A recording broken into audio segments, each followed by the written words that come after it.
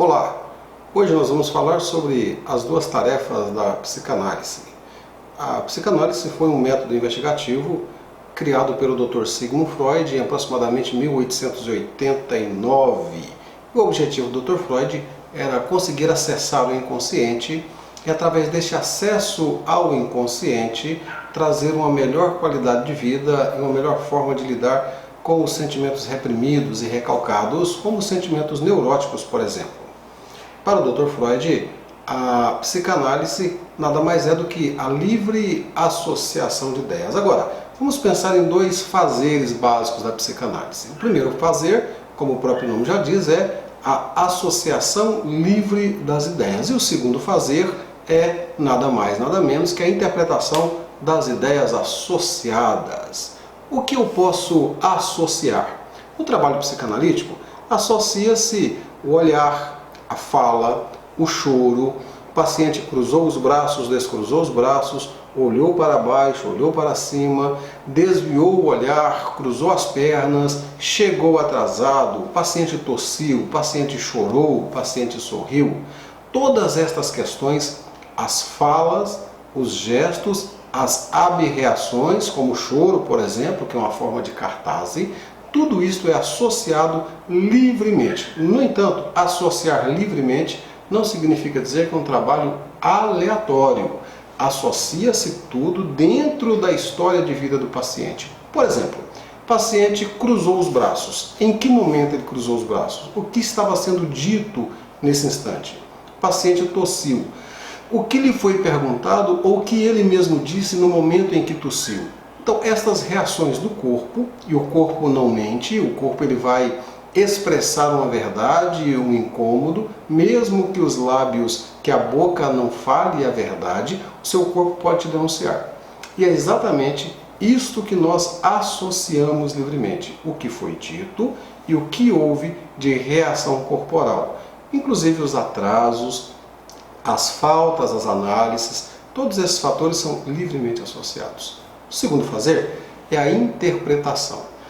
E aqui eu abro um parênteses para dizer que não tem como fazer interpretação sem passar, por exemplo, pelos grandes nomes da filosofia da linguagem, como Ferdinand Saussure, como Benveniste e tantos outros, alguns filósofos da linguagem que trouxeram luz a uma forma simples e muito eficaz de interpretar. Vamos pegar, por exemplo, o pai da linguagem moderna, da linguística moderna, que é Ferdinand Saussure.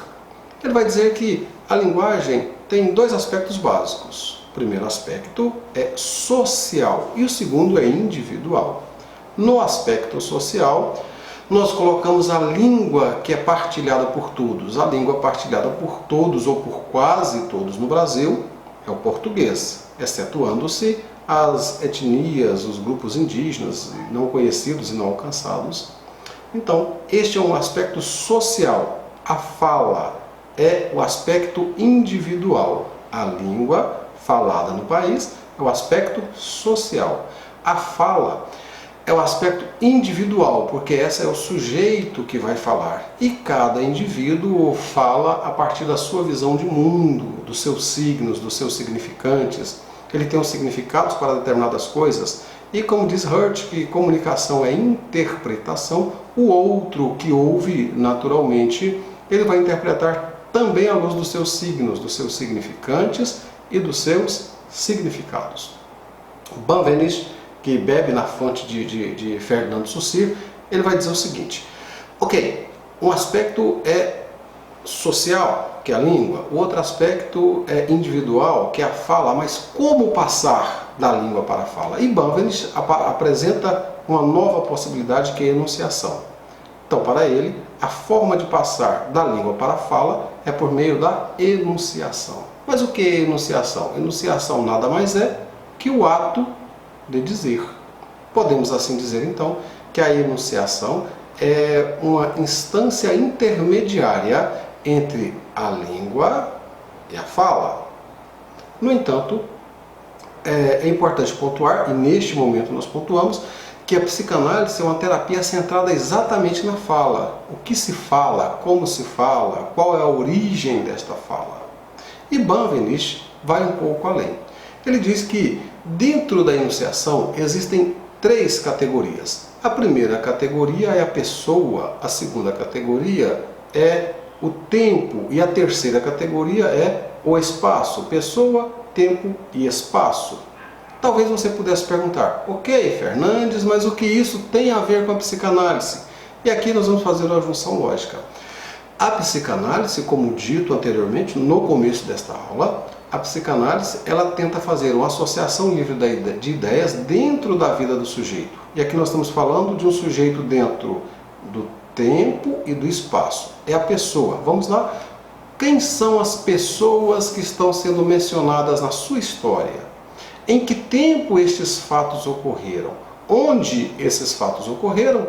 Percebam que nós estamos agora colocando algumas formas de âncoras nesta comunicação. Quem são as pessoas? Quando aconteceu e onde aconteceu? São pessoas, o tempo e o espaço dentro da história de vida do sujeito, na história que este indivíduo traz para a clínica psicanalítica. A partir daí, nós vamos pegar essas pessoas, este tempo, dentro deste espaço e fazer uma associação com todas as histórias que ele vem contando. E isto, obviamente, tentando linkar com o comportamento que ele vem apresentando.